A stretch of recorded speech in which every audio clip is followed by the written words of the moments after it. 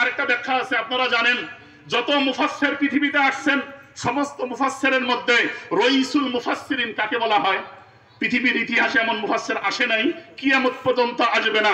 হাদিসের পরিভাষায়, তাফসীরের পরিভাষায় রইসুল মুফাসসিরিন বলা হয় আব্দুল্লাহ ইবনে আব্বাসকে। হাদিসের পরিভাষায় রইসুল মুহাদ্দিসিন বলা হয় আব্দুল্লাহ ইবনে মাসউদকে। এই সম্মানিত মুফাসসিরিন ইকরামের ব্যাখ্যা অনুযায়ী এই চোরের হাতটা কাটা হবে কোথায়? ঘরের মধ্যে, কোন দালালের মাঝে, কোন থানার মধ্যে, কোন আমাদের বিচার ব্যবস্থার কোন ঘরের মধ্যে নয়। এই হাতটা কাটা হবে জনবহুল এলাকার মধ্যে, চার রাস্তার মোড়ের মধ্যে, যেখানে ডান বাম সামন পিছন দিয়ে চতুর্দিকে লোক একসঙ্গে একত্রিত হয়, হাজারো হাজার লক্ষ লক্ষ লোককে জমায়েত করে এই চোরের আইন কার্যকর করতে হবে।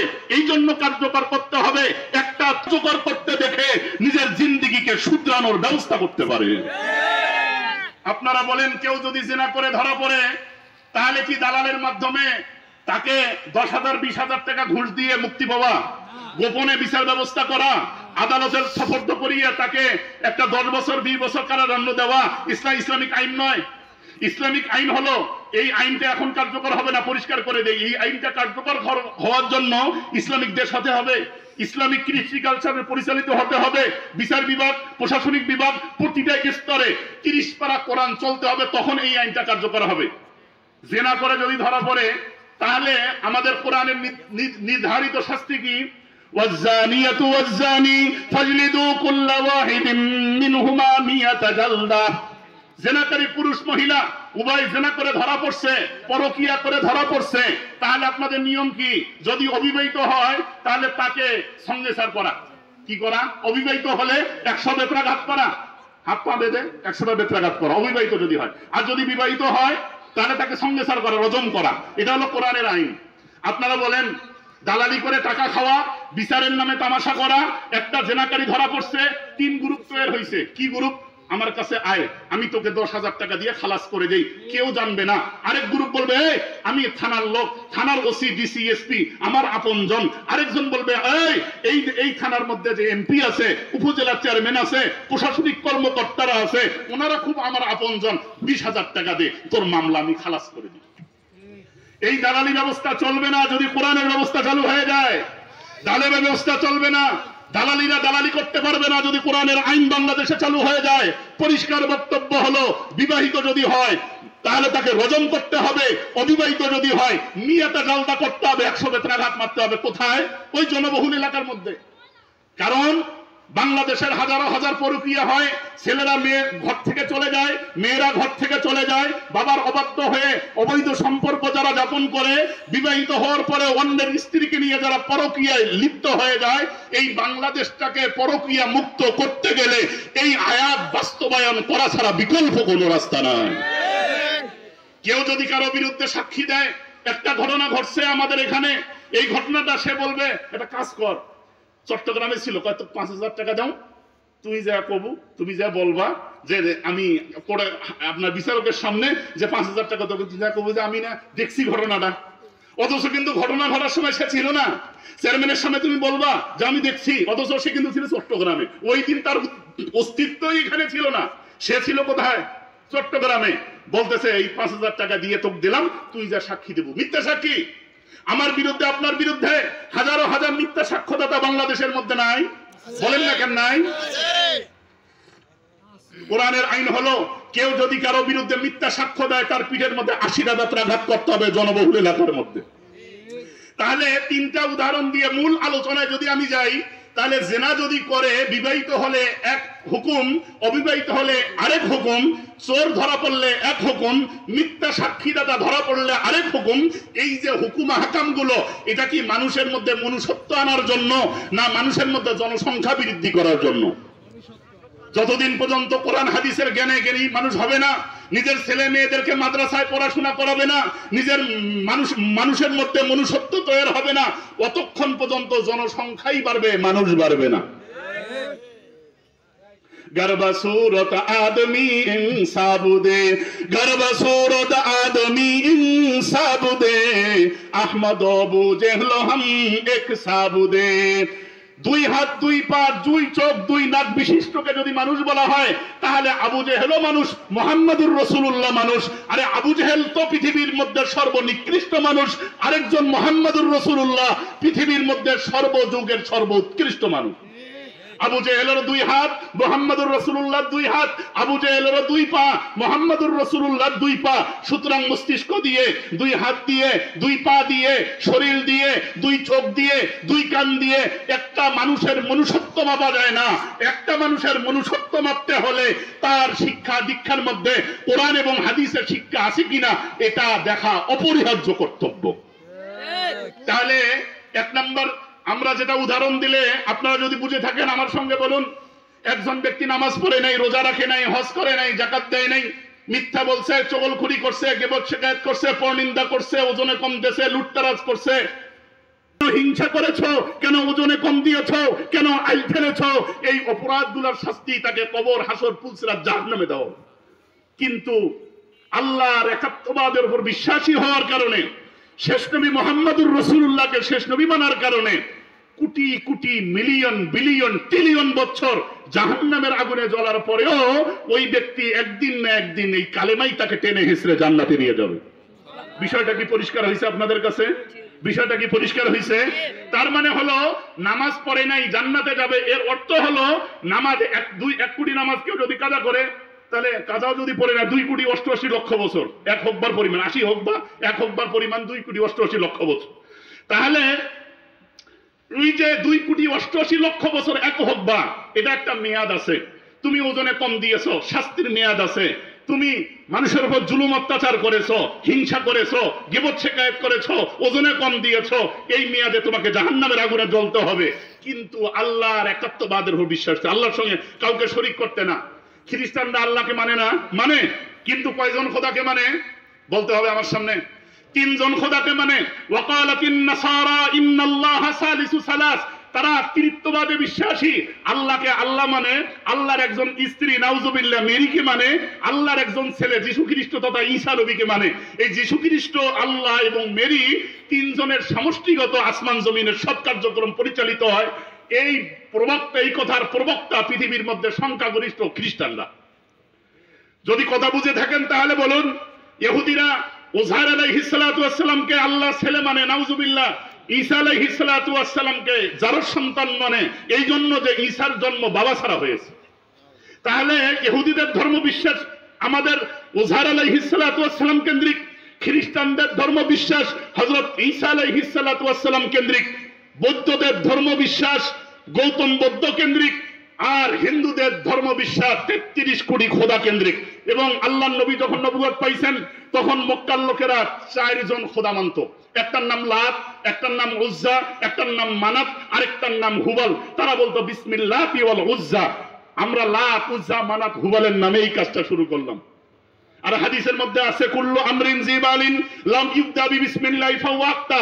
মুসলমানের বাচ্চা যদি তুমি হও, আল্লাহর বান্দা তুমি যদি হও, কোন কাজ শুরু করার জন্য লাত, উজ্জা, মানাত, হুবালের আমরা দাসত্ব করব না। আল্লাহর নামে কাজ শুরু করলে ওই কাজের মধ্যে আল্লাহ পাক রহমত বরকত সকিনা দিয়ে দেবে। তাহলে 1 নম্বর নিয়ামত যে আল্লাহ পাক আমাদেরকে মুসলমান বানিয়েছেন, মুসলমান হওয়ার জন্য আপনারা সকলে খুশি না বেজার? হুজুর, আমি কিন্তু আমার ওস্তাদ আসলে আমি কথা বলতে পারবো না, আমি কিন্তু আশেপাশে ঘুরি, হুজুরের সামনে বসার মতো ক্ষমতা কিন্তু আমার নাই, আমাকে একটু আলোচনাটা শেষ করতে হবে। 2 নম্বর নিয়ামত, আল্লাহ পাক রব্বুল আলামিন আমাকে আপনাকে আকায়ে নামদার তাজদার মদিনা, দো জাহানের সরদার নবিকুল শিরোমণি মুহাম্মদুর রাসূলুল্লাহ সাল্লাল্লাহু আলাইহি ওয়াসাল্লামের উম্মত হওয়ার মতো সুযোগ আল্লাহ আমাকে দিয়েছেন। যে নবীর উম্মত হওয়ার জন্য সমস্ত নবী রাসূল দরখাস্ত করেছেন, উম্মত হওয়ার জন্য আকাঙ্ক্ষা করেছেন, আয় পরওয়ারদিগারে আলম, শেষ নবীর উম্মতের এত দাম যদি হয়, আমাকে নবী না বানিয়ে শেষ নবীর উম্মত হওয়ার সুযোগ দিয়ে দেন। আল্লাহ পাক এই নিয়ামত, আল্লাহ পাক এই কদর, আল্লাহ পাক এই আজমত, আল্লাহ পাক এই দৌলত, আল্লাহ পাক এই ইজ্জত, আল্লাহ পাক এই সম্মান আমাদেরকে বিনা দরখাস্তে আল্লাহ তাআলা আমাদের দিয়েছেন।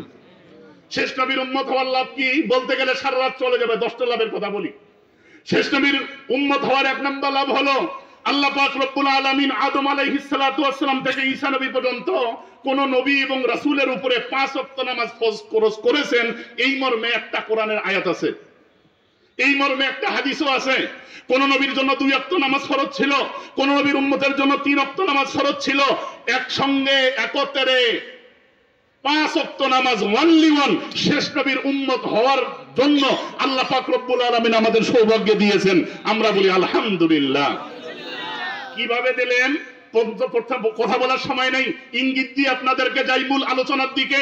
প্রথমে ছিল 50 ওয়াক্ত, মেরাজের রাত্রিতে ষষ্ঠ আসমানে এসে মুসা আলাইহিস সালাতু ওয়াস সালামের বদান্যতায় আসছে। আপনার উম্মতকে কি দিয়েছে? মুসা আল্লাহ পাকের হাবিব মুহাম্মদুর রাসূলুল্লাহ বলেছেন 50 ওয়াক্ত নামাজ দিয়েছে। উনি বলতেছেন আবা ইরজি ইলা রাব্বিকা, আপনি যান আপনার রবের কাছে। আপনার উম্মত 50 ওয়াক্ত নামাজ পড়তে পারবে না, কারণ ফাইন্না নবিয়্যা বনি ইসরাঈল, আমি বনি ইসরাইলের নবী মুসা 2 ওয়াক্ত নামাজ ফরজ করার বাবারে বাপরে বাপ। সকালে আমার হো হো কয়, বিকেলে হি হি কয়। সকালে একটা ছেড়ে দেয়, বিকেলে আরেকটা ছেড়ে দেয়। মুসার মতো নবী আমি, আমার বনি ইসরাইলের উম্মতের তিক্ত অভিজ্ঞতায় আমি বলি আপনি যান আপনার রবের কাছে, আপনার উম্মত 50 ওয়াক্ত নামাজ পড়তে পারবে না। তাহলে এভাবে যাইতে যাইতে 9 বার গেছে, 5 বার করে কমাইছে, 5 লং 45 আর 5 ওয়াক্ত নামাজ।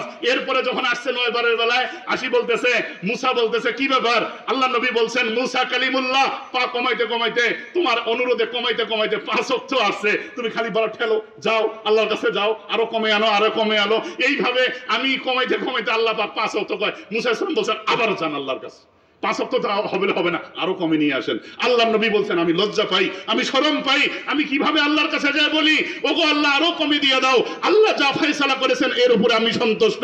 আল্লাহ পাকের পরিষ্কার বক্তব্য হলো আমার আরশ হক, আমার কিতাব হক, আমার হাবিব হক। পরিষ্কার বক্তব্য দিতে চাই, যদি কোনো ব্যক্তি 5 ওয়াক্ত নামাজ যথাযথ সময়ে খুশু খুজুর সঙ্গে আদায় করে, আমি আল্লাহ পাক তার আমলনামায় 50 ওয়াক্তের সওয়াব দিয়ে দেব। সুবহানাল্লাহ। আপনি বলেন 5 ওয়াক্ত নামাজ ফরজ হওয়া এটা কোন নবীর উম্মতের কপালে জড়ছে না আমাদের কপালে জড়ছে? এই জোটার একমাত্র দাবিদার আমাদের নবী মুহাম্মদুর রাসূলুল্লাহ সাল্লাল্লাহু আলাইহি ওয়াসাল্লাম। 2 নম্বর নিয়ামত আল্লাহ পাক রব্বুল আলামিন আমাদেরকে রমজানের রোজা দিয়েছেন। আপনারা যদি জেনে থাকেন পরিষ্কার ভাবে আমাকে বলুন, রমজানের রোজা কোন নবীর উম্মতকে আল্লাহ দিয়েছে? আগের নবীর উম্মতের উপর আশুরার রোজা ফরজ ছিল, অন্য কোন রোজা ফরজ ছিল? একসঙ্গে একত্রে 30টা রোজা স্বতন্ত্রভাবে মুহাম্মদুর রাসূলুল্লাহর সম্মানিত উম্মত হওয়ার কারণে আল্লাহ পাক আমাদের তাকদীরে দিয়েছেন। কি বলেছেন? কুতিবা আলাইকুমুস সিয়াম কামা কুতিবা আলাল লাযিনা মিন ক্বাবলিকুম লাআল্লাকুম তাত্তাকুন। ওয়া ক্বালা আল্লাহু তাআলা হাদিসুল কুদসি আস-সাওমু লি ওয়া আনা আজজি বি ওয়া ফি রিওয়ায়াতিন আল উজজি বি। রমজানের রোজার ব্যাপারে পরিষ্কার বক্তব্য হলো অন্য কোন নবীর উম্মতকে রমজানের রোজা দেই নেই। আরে তোর কপালের মধ্যে শেষ নবীর উম্মত আমি হিসাবে কবুল করছি, যা তোর জন্য 30টা রোজা দিলাম, প্রতিটা জিনিসের বদলা আমি আল্লাহ দিয়ে দেই। রমজানের বদলা আমি বলবো না কি দেব, আমি আল্লাহ স্বয়ং বান্দার হয়ে যাব। মিসকাত শরীফ কিতাবুল ঈমান মুহাম্মদুর রাসূলুল্লাহ বলেন সুবহানাল্লাহি ওয়াল হামদুলিল্লাহি তামলানি ওয়া তামলাউ মা বাইনাস সামাওয়াতি ওয়াল আরদ। সুবহানাল্লাহ আলহামদুলিল্লাহ ইয়াকিন ইখলাসের সঙ্গে একবার পাঠ করলে আসমান জমিনের মধ্যবর্তী জায়গাটা আল্লাহ নেকি দ্বারা ভর্তি করে দেন। শেষ নবীর উম্মতের 4 নম্বর ফজিলত হলো একটা সুন্নতকে জীবিত করবে। মান তামাসসাকা বিসুন্নতি ইনদা ফাসাদি উম্মতি ফালাহু আজরু মিয়াতু শাহিদ। একটা সুন্নত জীবিত করবে। বাথরুমে কিভাবে যাবেন, কিভাবে বের হবেন, মসজিদে কিভাবে যাবেন, কিভাবে বের হবেন, খানা কিভাবে খাবেন, দস্তরখান কিভাবে ব্যবহার করবেন, মেসওয়াক কিভাবে ব্যবহার করবেন, ব্যক্তিগত পারিবারিক সামাজিক লেনদেন চলাফেরা উঠা বসায় প্রতিটি পদক্ষেপে খুঁজে খুঁজে আল্লাহর নবীর গুরুত্বপূর্ণ সুন্নতকে কেউ যদি খুঁজে খুঁজে আদায় করে। এই জামানায় সবাই মিসওয়াক করে, বিরাস করে, আমি মিসওয়াক করব। কেউ দস্তরখান বিছিয়ে খানা খায় না, আমি দস্তরখান বিছিয়ে খানা খাবো। উলঙ্গ মাথায় খানা খায়, মাথায় টুপি দিয়ে খানা খাবো।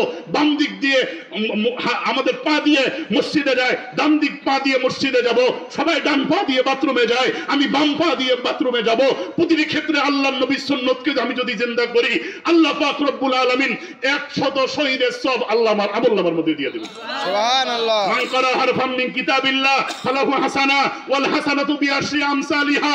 পরিষ্কার বক্তব্য হলো যদি কোনো ব্যক্তি একটা হরফ পড়ে, আলিফ বা তা একটা হরফ পড়ে, মুহাম্মদুর রাসূলুল্লাহর পরিষ্কার বক্তব্য হলো মান ক্বারা হারফাম মিন কিতাবিল্লাহ ফালাহু হাসানা ওয়াল হাসানাতু বিআশরি আমসালিহা। লা আকুলু আলিফ লাম মিম হারফুন বাল আলিফুন হারফুন লামুন হারফুন মিমুন হারফুন। আল্লাহর নবী বলেন যদি কোনো ব্যক্তি একটা হরফ পড়ে, একটা হরফের বিনিময়ে আমি আল্লাহ একটা নেকি দেব না। আল্লাহ বলেন যদি কোনো ব্যক্তি একটা হরফ পাঠ করে, একটার বিনিময়ে 10টা নেকির মালিক আমি আল্লাহ তাকে বানিয়ে দেব। সুবহানাল্লাহ। 10টা গুনাহকে আল্লাহ আমি মাফ করে দেব, 10টা মর্যাদাকে আমি বুলন্দ করে দেব। পরিষ্কার বক্তব্য দিয়েছি, কেউ যদি বলে আলিফ লাম মিম, এই আলিফ লাম মিম বলার কারণে তাকে একটা নেকি দেওয়া হবে না। আল্লাহর নবী ভেঙ্গে ভেঙ্গে বলেন, বাল আলিফুন হরফুন লামুন হরফুন মিমুন হরফুন। আলিফ একটা হরফ, লাম একটা হরফ, মিম একটা হরফ। আলিফ লাম মিম পড়ার কারণে আমি আল্লাহ তাআলা তোমার আমলনামার মধ্যে 30টা নেকি আমি নিজেই লিখে দেব। সুবহানাল্লাহ। শ্রেষ্ঠ নবীর উম্মত হওয়ার সবথেকে বড় লাভ হলো শ্রেষ্ঠ নবীর উম্মতরা ফজরের নামাজ ঈশান নামাজ জামাতে আদায় করবে, আমি আল্লাহ সারা রাত নফল নামাজ পড়ার সব তার আমলনামার মধ্যে দিয়ে দেব। তাই শ্রেষ্ঠ নবীর উম্মতদের এত ফজিলত আমি আল্লাহ দেব, শ্রেষ্ঠ নবীর উম্মতরা যতক্ষণ জান্নাতে প্রবেশ করবে না, আদম শফিউল্লাহ, ইব্রাহিম খলিলুল্লাহ, মুসা কালিমুল্লাহ, ইসমাইল জবিহুল্লাহ, আমাদের শ্রেষ্ঠ নবী মুহাম্মদুর রাসূলুল্লাহ পর্যন্ত যত নবী রাসূল পৃথিবীর মধ্যে আসছে, সমস্ত নবীর উম্মতদের জন্য আমি জান্নাতকে হারাম করে দেব ততক্ষণ পর্যন্ত যতক্ষণ পর্যন্ত আমার উম্মত জান্নাতে প্রবেশ না করে। আর আমাদের উম্মতের মধ্যে সর্বপ্রথম জান্নাতে প্রবেশ করবে হযরত মাওলানা সিদ্দিক আকবর, হযরত আবু বকর সিদ্দিক রাদিয়াল্লাহু তাআলা আনহু। रुखसार से बरका का जरा पर्दा उठा दो, रुखसार से बरका का जरा पर्दा उठा दो, लिल्लाही मुझे हुस्न खुदा दाद दिखा दो। मैं दूर हूँ मजबूर हूँ ऐ सैयद आलम, मैं दूर हूँ मजबूर हूँ ऐ सैयद आलम, दीदार दिखाते नहीं आवाज सुना दो। এটা কার কারণে? মুহাম্মদুর রাসূলুল্লাহর কারণে।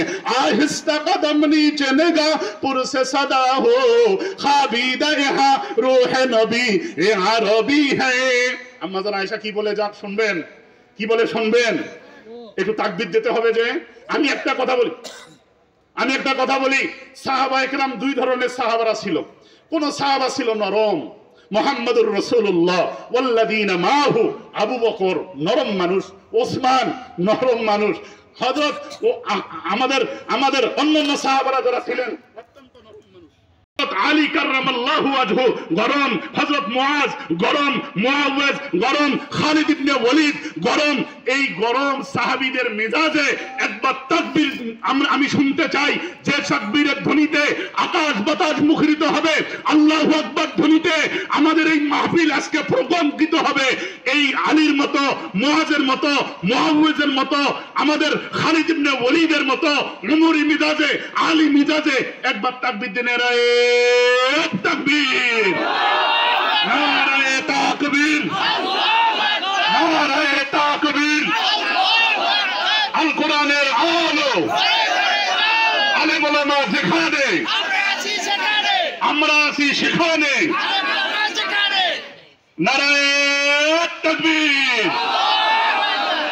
আমাদের এই তাকবীরকে আল্লাহ পাক বাংলাদেশের জমিনকে কোরআনের জমিন হিসাবে আল্লাহ পাক কবুল ও মঞ্জুর করেন। সকলে বলেন আল্লাহুম্মা আমিন। ঈমানের শক্তিতে মুসলমান যদি বলিয়ান হয়ে যায়, আমেরিকা গোনার সময় নাই, রাশিয়া গোনার সময় নাই, চীন গোনার সময় নাই, জাপানকে গোনার সময় নাই। আমরা এমন একটা সরকারকে মানি, আমরা এমন একটা সরকারের ইবাদত করি যে সরকার পৃথিবীর সমস্ত সরকারকে পরিচালনা করে। যে সরকার, এমন একটা সরকারকে মানি যে সরকার পৃথিবীর কোন সরকারকে হিসাব করে চলে না। আমি একটা কিতাবের থেকে ঘটনা শুনেই, আব্দুল্লাহ ইবনে আব্বাস রাদিয়াল্লাহু তাআলা রাস্তা দিয়ে যাইতেছেন, লোকদের জটলা দেখতে পেলেন। কি ব্যাপার, তোমরা এখানে জটলা পাকে আসো কেন? লোকেরা বললেন, আব্দুল্লাহ ইবনে আব্বাস রাস্তা দিয়ে যাব কিভাবে, একটা বাঘ তো এখানে মোড়ের মধ্যে বসে আছে।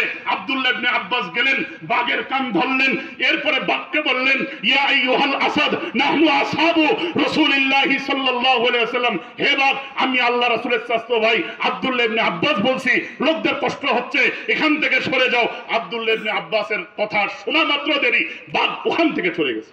সুবহানাল্লাহ। আপনারা শুনবেন, আফ্রিকার জঙ্গল দিয়ে যাওয়ার সময় এলায়ে কালিমাতুল্লাহর জন্য, দ্বীনি ফিদা কায়েমের জন্য, দাওয়াতে তাবলীগের মেহনতের জন্য আফ্রিকার জঙ্গল দিয়ে সাহাবারা যাইতেছে। রাত্র হয়ে গেছে, কি করণীয়? পরামর্শ হলো, আমির সাহেব ঘোষণা দিলেন, পরামর্শ দিলেন, আজ এখানে থাকার ফয়সালা হয়ে গেছে। কি করতে হবে? এখানে থাকবো কেমনে? গহীন জঙ্গল, প্রচন্ড জানোয়ারের ভয়ভীতি, বিষাক্ত জন্তুরা এখানে আছে, এখানে আমরা কিভাবে থাকবো? ফয়সালা হলো, আমির সাহেব বললেন একটা কাজ করা যায়, আমরা উঁচু একটা জায়গার মধ্যে সমস্ত বাঘ বিচ্ছু সাপদের উদ্দেশ্যে আজকে আমরা বক্তব্য দেব। কি বক্তব্য দিলেন সাহাবা রাদিয়াল্লাহু তাআলা আনহুম? ইয়া আইয়াতুহাল হাশারাত নাহনু আসহাবু রাসূলিল্লাহি সাল্লাল্লাহু আলাইহি ওয়াসাল্লাম। ও বনের পশু পাখিরা, বিষাক্ত প্রাণীরা, আল্লাহর রাসূলের সাহাবী আমি বলছি তোমরা এখান থেকে সরে যাও, এরপরে যাকে এখানে ধরা হবে ফাকতুলু, তাকে আমরা হত্যা করব। কিতাবের মধ্যে লেখে ঘোষণা দিতে দেরি ওখান থেকে সমস্ত বিষাক্ত প্রাণীরা ওখান থেকে চলে গেছে, দ্বিতীয়বার কোনো বিষাক্ত প্রাণী ওখানে পাওয়া যায়নি।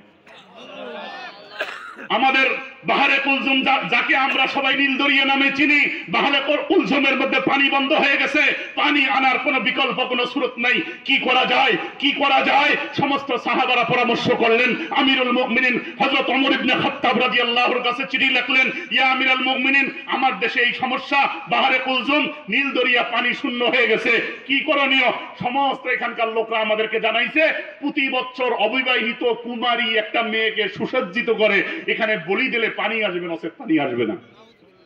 ইয়া আমিরুল মুমিনিন, যে হিন্দু আনি রুসমকে উৎখাত করার জন্য, অপসংস্কৃতিকে পৃথিবীর মানচিত্র থেকে উৎপাদন করার জন্য ইসলাম নামক বৃক্ষ পৃথিবীর মধ্যে আসছে, ওই রুসমকে আমরা কিভাবে প্রতিষ্ঠা করতে পারি? ওমর রাদিয়াল্লাহু তাআলা বললেন, বিচলিত হওয়ার কারণ নাই, ইন্নাল্লাহা মাআকুম আইনামা কুনতুম, আল্লাহ তোমাদের সঙ্গে আছেন, যেখানেই তোমরা থাকো না কেন আল্লাহর সাহায্য ওইখানে পৌঁছবেন যেখানে বান্দা বিপদে পড়বে।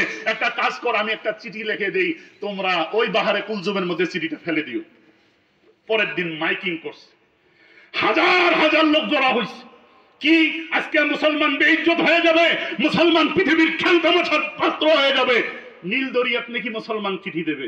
সমস্ত মানুষরা আসছে, সাহাবাদের পক্ষ থেকে, ওমরের পক্ষ থেকে চিঠি আনা হয়েছে। চিঠি বাহারে কুলজুমের মধ্যে চিঠি পড়ছে। যেই বাহারে কুলজুম চিঠি পড়ছে, যতক্ষণ পর্যন্ত এই চিঠি আসে নাই ততক্ষণ পর্যন্ত বাহারে কুলজুম নীলদরিয়ার পানি দেয় নাই। পরিষ্কার বক্তব্য মুসলমানরা শুনে রাখুন, কিতাবের মধ্যে আসছে ওমরের প্রেরিত চিঠি বাহারে কুলজুমে ফেলতে দাঁড়ি, বাহারে কুলজুম নীলদরিয়ায় পানিতে কানায় কানায় পূর্ণ হয়ে গেছে, এক চুল পরিমাণও পানি আজ পর্যন্ত কমে নাই। ইমানি শক্তি কাকে বলে? ইমানি শক্তি কাকে বলে? মুহাম্মদুর রাসূলুল্লাহ মেরাজে গিয়েছেন, মুহাম্মদুর রাসূলুল্লাহ মেরাজে গিয়েছেন, খট খট খট খট জান্নাতের আওয়াজ পাওয়া যায়। আমাদের জিবরাইল আলাইহিস সালাতু ওয়াস সালামকে বললেন, কি ব্যাপার? তার আওয়াজ কইতেছে, এটা হলো বেলালের পায়ের ধুলির আওয়াজ। আল্লাহু আকবার, আল্লাহু আকবার। মদিনায় এক সময় অবস্থা ভিন্ন হয়ে গেছে, ফয়সালা এসে গেছে। সবাই এসে বলল, ইয়া রাসূলুল্লাহ, বেলাল আজকে আযান না দিলে একটু ভালো হয়। কয় কেন? কয় বেলাল তো আশহাদু বলে, আশহাদু তো বেলাল বলতে পারে না, কি করা যায়? পরামর্শ করা হলো, আপাতত বেলালকে আযান থেকে কিছুদিনের জন্য অফ দেওয়া হবে। এর পরিবর্তে মসজিদে নববীর মুয়াজ্জিন নির্ধারণ করা হলো অন্ধ সাহাবী আব্দুল্লাহ ইবনে উম্মে মাকতুমকে। আব্দুল্লাহ ইবনে উম্মে মাকতুম আযান দেয়। রাত্র গভীর হয়ে গেছে, দীর্ঘ থেকে দীর্ঘ রাত হয়, আল্লাহ সকাল দেন না, ফজর হয় না। সমস্ত পশু পাখিরা চিল্লাচিল্লি শুরু করছে, মুসলমান ঘর থেকে বের হয়ে গেছে। আল্লাহ রাসূলের কাছে আসে বলছে, ইয়া রাসূলুল্লাহ, আজকে এত দেরিতে সকাল হচ্ছে কেন? আজকে তো সকাল হওয়ার কোনো পূর্বাভাস পাইতেছি না। আল্লাহর নবী সাল্লাল্লাহু আলাইহি ওয়াসাল্লাম জিবরাইলের অপেক্ষায় করলেন। আপনারা জানেন, ওমা ইয়ানতিকু আনিল হাওয়া ইন হুয়া ইল্লা ওয়াহয়ু ইউহা। আল্লাহর নবী সাল্লাল্লাহু আলাইহি ওয়াসাল্লাম জন্ম থেকে নিয়ে মৃত্যু পর্যন্ত নিজের মন গড়া বক্তব্য এক সেকেন্ডের জন্য নিজের থেকে কোন বক্তব্য আল্লাহর পক্ষ থেকে আসা ছাড়া একটা বক্তব্য আল্লাহ নবী দেন নাই। আল্লাহ নবী সাল্লাল্লাহু আলাইহি ওয়াসাল্লাম জিবরাইলের অপেক্ষা করলেন। জিবরাইল আসলেন, সমস্ত সাহাবারা উপস্থিত, ফয়সালা হইতেছে না। আল্লাহ নবীকে জানানো হলো, আজকে দুনিয়ার কোনো আযান হয় নাই। আশ্চর্য, আযান হয়ে গেছে, সমস্ত লোক বের হয়ে গেছে, সকাল হচ্ছে না কেন? তাই আল্লাহর আরশে আজকে আযানের আওয়াজ পৌঁছে নেই। কি করা যায়, কি করা যায়, বেলালকে ডেকে নিয়ে আসো, কি করা যায়। হযরত জিবরিল আলাইহিস সালাতু ওয়াস সালাম বললেন, একটা কাজ করো, প্রতিদিন যে আজান দেয় তাকে এখানে নিয়ে আসো, এরপরে তাকে দিয়ে আজান দিয়ে দাও। বেলালকে ডাকলেন, মনক্ষুণ্ণ বেলাল রাদিয়াল্লাহু তাআলা আনহু বললেন, ইয়া বেলাল, আজান দাও, আজকে আল্লাহ পাক রব্বুল আলামিন এই রাত্রিকে ভোর করতেছেন না, তুমি আজান দাও। যেই বেলাল আল্লাহু আকবারের ধ্বনি তুললেন, আশহাদু আল্লা ইলাহা ধ্বনি তুললেন, সঙ্গে সঙ্গে আল্লাহ পাক ফজরের ওয়াক্ত দিয়ে দিলেন। সুবহানাল্লাহ। কি ব্যাপার, কি ঘটনা? পরিষ্কার বক্তব্য হলো, পরিষ্কার বক্তব্য হলো, ইয়া রাসূলুল্লাহ, ইয়া হাবিবাল্লাহ, কয় বেলাল যদিও দুনিয়ার মধ্যে সিন বলে উচ্চারণ করে, সিনু বিলালিন ইনদাল্লাহি সিন, দুনিয়ার মধ্যে বেলাল ইমানের পাওয়ারে এত বেশি হয়ে গেছে, বেলাল যদি দুনিয়ার মধ্যে সিন বলে উচ্চারণ করে, এই সিনটা আল্লাহ তাআলার আরশের মধ্যে সিন বলে উচ্চারিত হয়। সুবহানাল্লাহ। তারা ছিল মানুষ, মনুষ্যত্ব ছিল, তারা মানুষ ছিল, মনুষ্যত্ব ছিল। এই জন্য কোরআন হাদিসের জ্ঞান আমাদের মধ্যে যদি না আসে, তাহলে বাংলাদেশটা আবারও তাদের দখলে চলে যাবে, নাস্তিক মুরতাদরা বাংলাদেশে ভরে যাবে। সন্ত্রাসের 2 মিনিট 3 মিনিট সময় চেয়ে নিচ্ছি। আপনারা মনে হয় জানেন,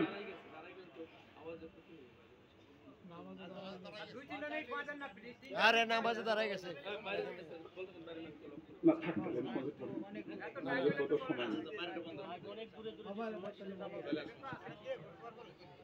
নামাজে দাঁড়ায় গেলে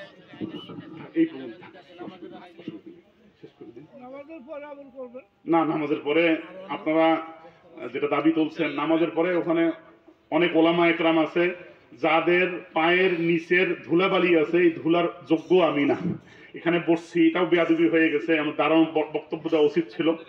আমি বিভিন্ন জায়গায় 7:30 নামাজ আছে, 7:30 নামাজ আছে, 7:30 অধিকাংশ বেশি, 7:30 বেশি জায়গা অধিকাংশ জায়গা। আপনারা কয়টায় নামাজ পড়বেন বলেন? 7:30 না 7:30?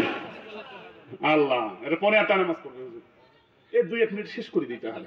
আপনারা জানেন এই কথা পরিষ্কার ভাবে আমি বলে দেই, নেটে ঘোষণা দেন, রংপুর হারাগাছে 400 পরিবার মুসলমান থেকে খ্রিস্টান হয়ে গেছে, জানেন আপনারা? ওলামা একরামের সামনে বলে যাই, ওলামা একরামরা এখানে আছেন, রংপুরের মানুষ, উত্তরবঙ্গের মানুষ এমন একটা খারাপ অবস্থায় যাইতেছে, ভাষা প্রকাশ করার মতো অবস্থা নয়। রংপুর জেলার হারাগাছ থানায় 400 পরিবার তাদের অর্থ দিয়ে, শ্রম দিয়ে, মেধা দিয়ে, টাকা পয়সা দিয়ে এমন সহযোগিতা করছে, এই 15 থেকে 20 দিন আগের ঘটনা, 400 মুসলমান খ্রিস্টান হয়ে গেছে।